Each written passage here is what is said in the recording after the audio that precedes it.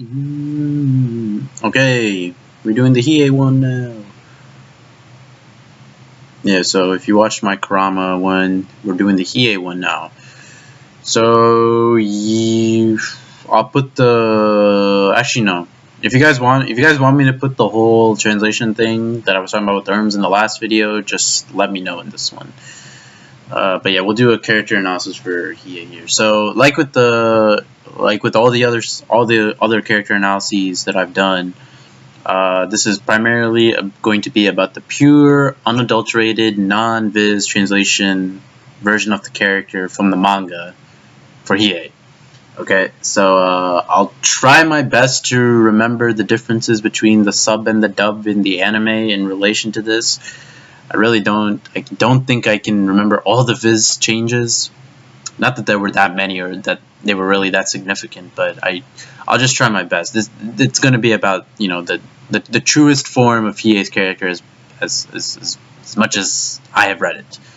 So yeah. Anyway, when we first see Hiei, he is like Vegeta in the beginning.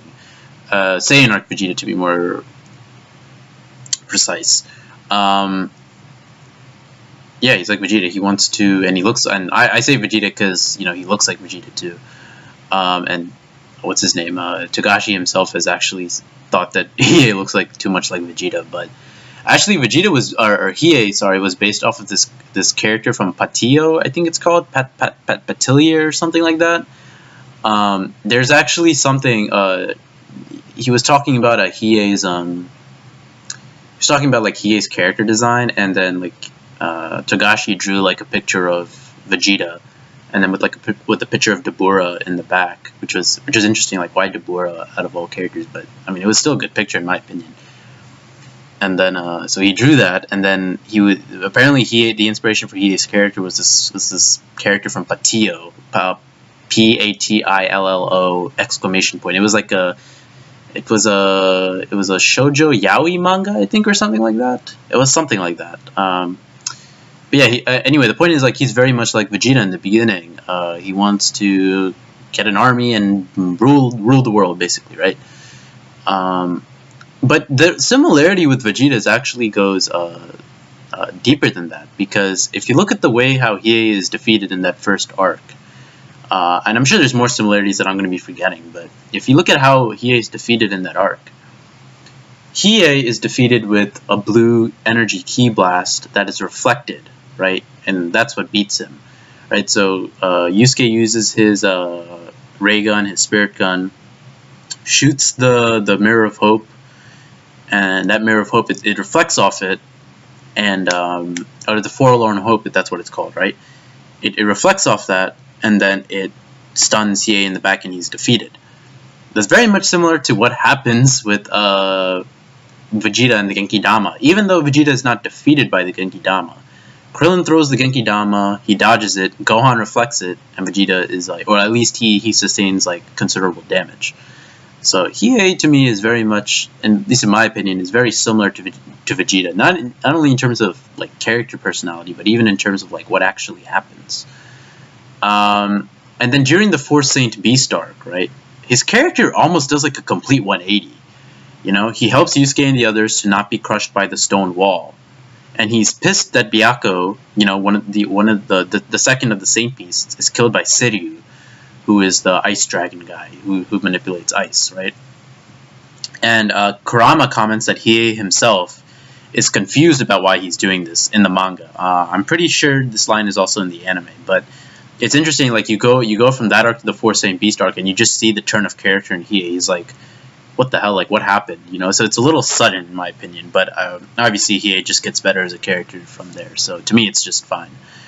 Kurama attributes Yusuke as the change in Hiei's heart, you know, after Hiei kills Seiryu. So the fun part about this is that if you look at Hiei versus Seiryu, in the anime it was like half an episode that it takes for Hiei to kill Seiryu, but in the manga it's just one page. It's just one page. Hiei versus Seiryu is one page. That's it. That's all the fight takes. One page. There's no like him dodging like ice blast or having his limbs frozen or anything like that. Hiei kills him like in like a fucking heartbeat.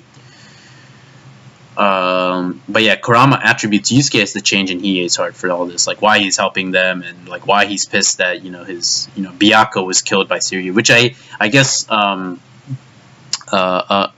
guess attributes itself to the or hints at the fact that Hiei doesn't like he doesn't like betrayal basically. And he has this interesting quote in the Four Saint Beast arc where he goes like, I certainly can't do it to fight for others in an undecided battle, right?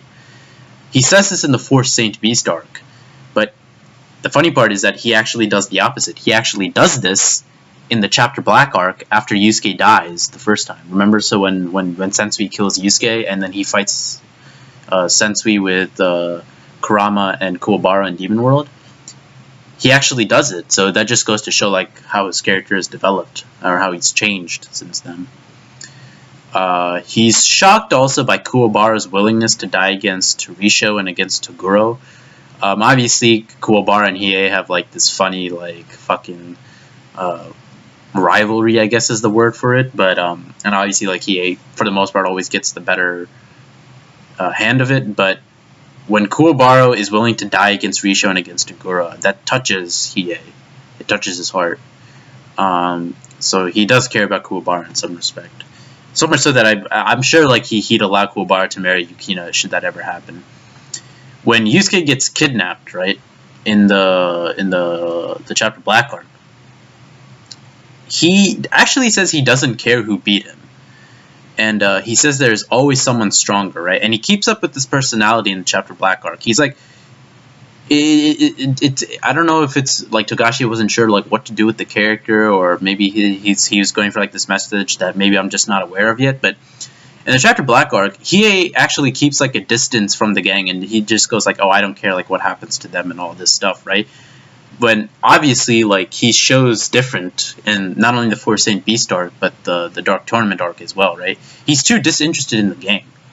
But despite that, the gang knows he'll come and help them when they need it, though. So I guess it's like it's all consistent in the end. But it's just interesting or it's just kind of like awkward and weird to see like he keep that personality up, I guess. But I mean, in the end, he does come and help them. So, but Hiei in the Chapter Black arc is also kind of like it's different and strange because he's also relishing the death and destruction, that comes should Sensui open the hole that allows all the S-class and the A-class demons to come through and like wreck all of human world. But it's like you care about these people, you care about Yukina, right? There's obviously like something of value and worth to you in this world, right? And it's almost like a familiar sense to him. So it's just like I guess, for whatever reason, he's going forth between like this I care about them to I don't care about them, this sort of persona like thing. But it's not the typical like tsundere thing where like, oh, I don't care about you, but I'm gonna help you in the end anyway. It's not like that.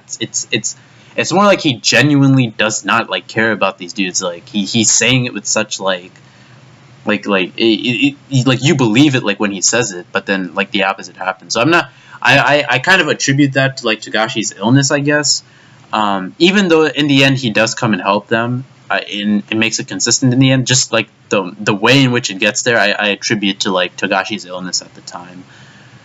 And one way in which he helps the gang in the Chapter Black arc is by helping Yusuke cool his head off, right?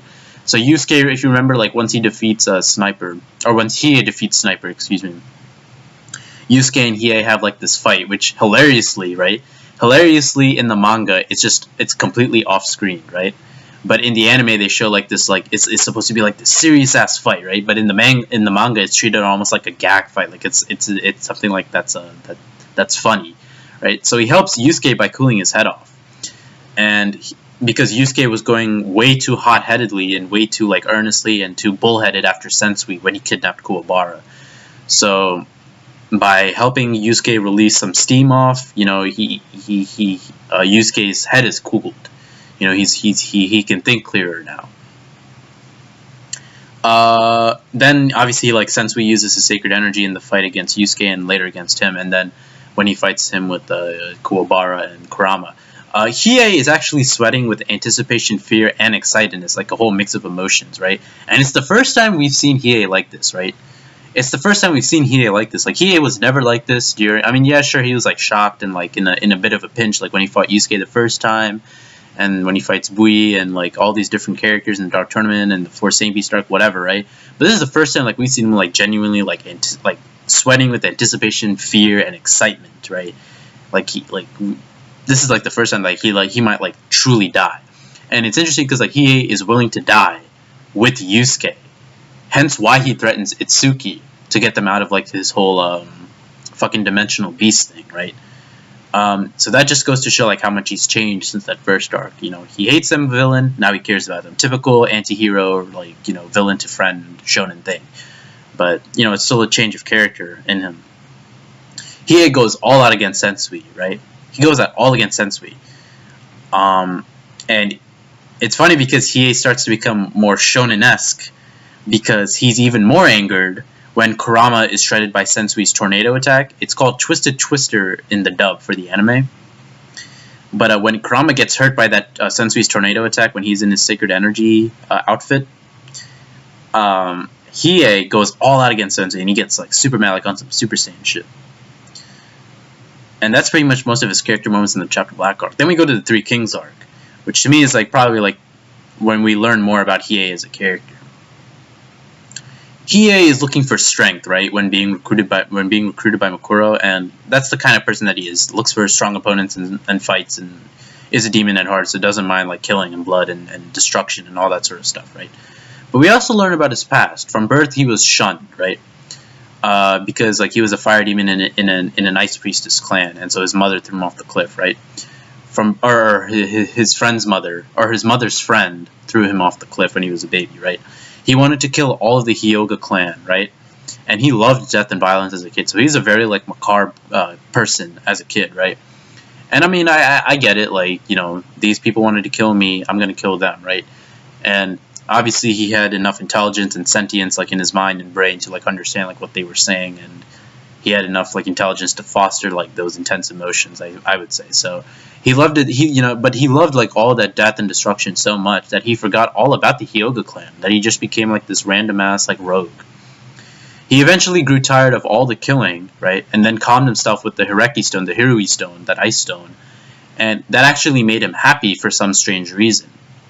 It was just a calming thing for him.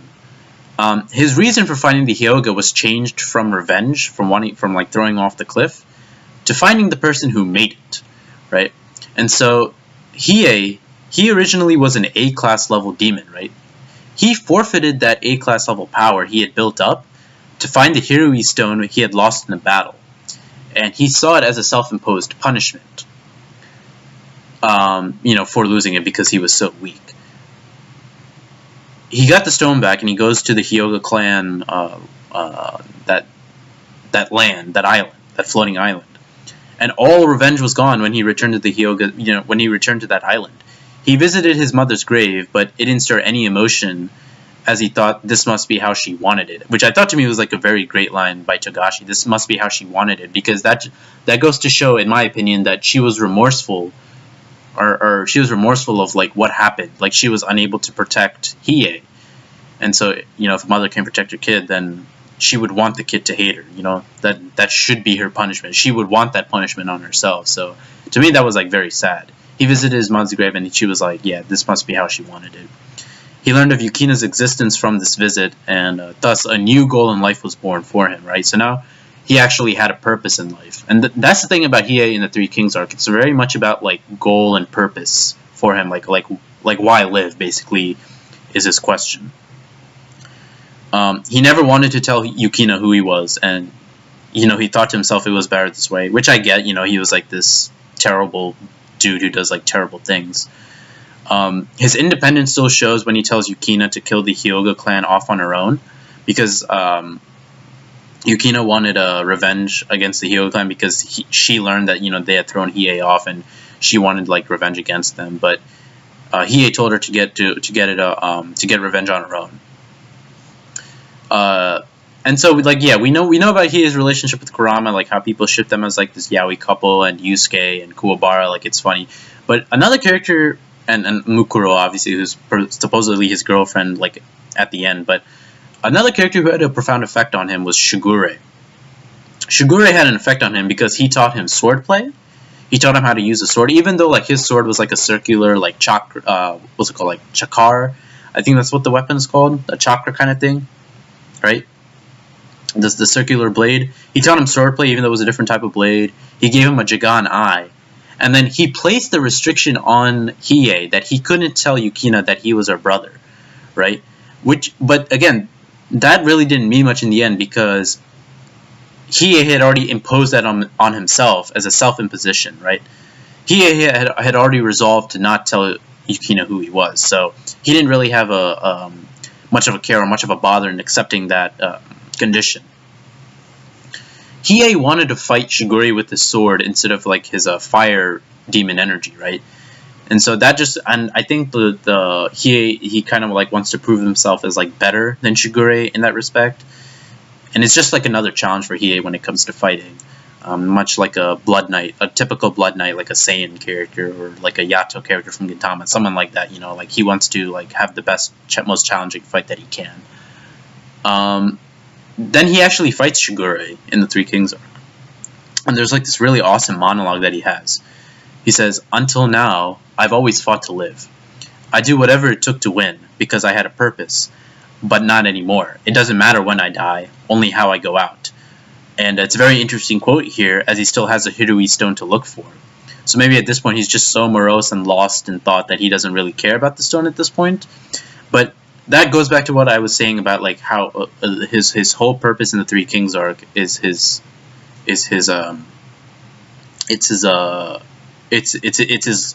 search for purpose in his life, basically, that defines him in the Three Kings arc. After he fights Shigure, he says not bad to him, and he actually acknowledges the opponent. Right? He actually acknowledges that Shigure like was like a respectful, honorable opponent for him. Right? He acknowledges that and asks himself, when did he change? And surprisingly enough, Mukuro had the extra Hirui stone all along, right? But even after Hiei learns this, he says he doesn't need it anymore. You know, he says himself like, I don't need the Hirui stone anymore.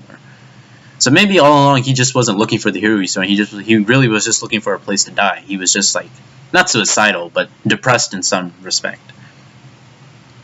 At the end of his flashback, we see that the fight with Shigure was justified, as he had already felt he had accomplished his goal, even if he didn't get his original stone back, right? Because of his sense of accomplishment, there was nothing left to do for him except, you know, keep fighting. And usually with these types of characters, they all want to like die out in the end, like in a fight, you know, which I think is like the appropriate end for them, generally speaking. So yeah, like that's the whole explanation for like why he, you know, even though like he had the Hirui stone to look for, he didn't mind dying before he found it. Mukuro is narrating like this whole fight, like while all this is happening, right? We see that Hiei had thoughts of his own mortality repeatedly creep up in his mind, right? Which indicated a wariness of a wariness of death, right? He was wary of death and his own mortality and the fact that he could die at any time. Which obviously, if that rings any bells, that's like younger Toguro.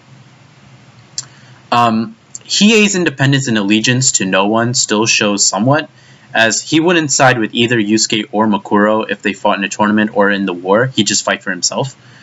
So it still shows somewhat, but like I was saying, like he's also willing to like fight with Yusuke against people, right? And this shows because while Yomi is about to meet with Yusuke, Mukuro says Hiei lies a lot in the manga, right? He says that he lies a lot in the manga, and he says he won't side with anyone, but he would side with Yusuke instead of Mukuro, which just goes to show that yeah, he's changed since then. He has friends. And then Hiei, the relationship with Mukuro seems to be like more romantic, as he goes out of his way to get her a birthday present, right? And free her from her false memories at the end of the manga. So if you guys don't know, Mukuro was a sex slave in the manga. And she was played with by like this, like, played with. And, sexually played with by like this fat, like, guy. And Hiei finds this fat guy and then, like, inflicts like a plant on him. He inflicts a plant on him that eternally tortures him forever, pretty much. Or at least until he dies. Which is kind of like the plant that Kurama uses on Elder Toguro, right? So he gets that from Okuro as a birthday gift. Like, here's your sex slave master. Here's your sex slave master. Torture him until he dies. Happy birthday, basically. So that seems to be that seems to imply, because he got a woman a birthday gift, that, you know, he loves her, or they like one another in some respect. So yeah, basically he goes from wanting to rule the world and all this shit to actually like caring about other people, which I always do with the character comparisons, but it always happens with Yu Yu Hakusho and Dragon Ball, but it's like Vegeta in that respect too. But that's fundamentally how Vegeta changed, and that's how we see Hiei change. But unlike Vegeta, Hiei actually had thoughts of. I mean, I guess sort of with Vegeta was sort of hinted at, like when in the chapter with the manga, when he died against Buu, the cover chapter actually had this poem about like how he was like viewing like his own life and stuff. You guys can go check it out on Kanzenshu, but at least when it comes to actual like more in-story content, he's dealing with like his own mortality in a more Toguro-esque manner. So that's really what changes for him. And in my opinion, I would say like the three King stuff for Hiei is the best part of his character for me, easily. His past, how he changes, all that stuff. But yeah, that's my Hiei character analysis. Another 20-minute one, not bad. I would say, yeah, it's like I said with my Kurama one, he started with Kurama as my second favorite character in Hakusho. So I really love the character. Dragon of the Darkness Flame is dope. Just overall cool shit. So yeah, thank you guys for watching. I'm gonna try and put more of these out. I want to do probably gonna do Genkai next, if I ever get the chance, or whenever I feel like doing it. So yeah, that's good. That's gonna be. Actually, no, I'm gonna do Kuwabara and then Genkai. And then I'll move on to some, I don't know, we'll see. Maybe I'll do Yomi, and then I'll go on to like other different characters from different series like Cowboy Bebop and Champ Blue, and maybe I'll do Jotaro from JoJo. So yeah. Anyway, thank you. Oh, and Fizz and Northstar. Anyway, thank you guys for watching. I'll see you guys when I see you. Take care.